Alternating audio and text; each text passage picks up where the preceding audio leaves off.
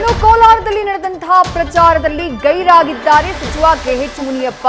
ಕಾಂಗ್ರೆಸ್ ಅಭ್ಯರ್ಥಿ ಪರ CM DCM ಪ್ರಚಾರವನ್ನ ಮಾಡ್ತಾ ಇದ್ರು ಕೂಡ ಕೋಲಾರದವರೇ ಆದ್ರೂ ಕೆಎಚ್ ಮುನಿಯಪ್ಪ ಈ ಒಂದು ಪ್ರಚಾರ ಸಭೆಯಲ್ಲಿ ಭಾಗಿಯಾಗಿಲ್ಲ. ತಮ್ಮ ಅಳಿಯ ಚಿಕ್ಕಪೆದ್ದಣ್ಣ ಅವರಿಗಾಗಿ ಟಿಕೆಟ್ಗಾಗಿ ಸಾಕಷ್ಟು ಪ್ರಯತ್ನವನ್ನ ಪಟ್ಟಿದ್ರು ಕೆಎಚ್ ಮುನಿಯಪ್ಪ ಅವರು. ಆದರೆ ಫೈನಲಿ ಈ ಒಂದು ಕಗ್ಗಂಟನ್ನ ಬಗೆಹರಿಸೋಕೆ ಕೆವಿ ಗೌತಮ್ ಅವರಿಗೆ ಮಣಿಯನ್ನ ಹಾಕಿತು ಕಾಂಗ್ರೆಸ್ ಹೈಕಮಾಂಡ್. ಹೀಗಾಗಿ ಇವತ್ತು ಪ್ರಜಾಧ್ವನಿ 2.0 ಚಾಲನೆಯನ್ನ ಕೊಟ್ಟಿದ್ರು ಕೂಡ ಕೆಎಚ್ ಮುನಿಯಪ್ಪ ಅವರು ಈ ಒಂದು ಪ್ರಜಾಧ್ವನಿ ಯಾತ್ರೆಯಲ್ಲಿ ಕಾಣಿಸಿಕೊಂಡಿಲ್ಲ. ಖುದ್ದು ಮುಖ್ಯಮಂತ್ರಿಗಳು ಹಾಗೆ ಉಪಮುಖ್ಯಮಂತ್ರಿಗಳು ಕೋಲಾರದಲ್ಲಿ ಮತಭೇಟಿಯನ್ನ ನಡೆಸುತ್ತಿದ್ದಾರೆ. ಇಲ್ಲಿಂದಾನೇ ಚುನಾವಣಾ ರಣಕಹಳಿಯನ್ನ ಮೊಳಗಿಸಿದ್ದಾರೆ. ಕಾಂಗ್ರೆಸ್ ಅಭ್ಯರ್ಥಿಯಾಗಿರುವಂತಹ ಕೆವಿ ಗೌತಮ್ ಅವರ ಪರವಾಗಿ ಮತಯಾಚನೆಯನ್ನ ಮಾಡ್ತಿದ್ದಾರೆ. ಹೀಗಿದ್ರೂ ಕೂಡ ಕೋಲಾರದವರೇ ಆಗಿರುವಂತಹ ಸಚಿವ ಕೆಎಚ್ ಮುನಿಯಪ್ಪ ಗೈರಾಗಿದ್ದಾರೆ.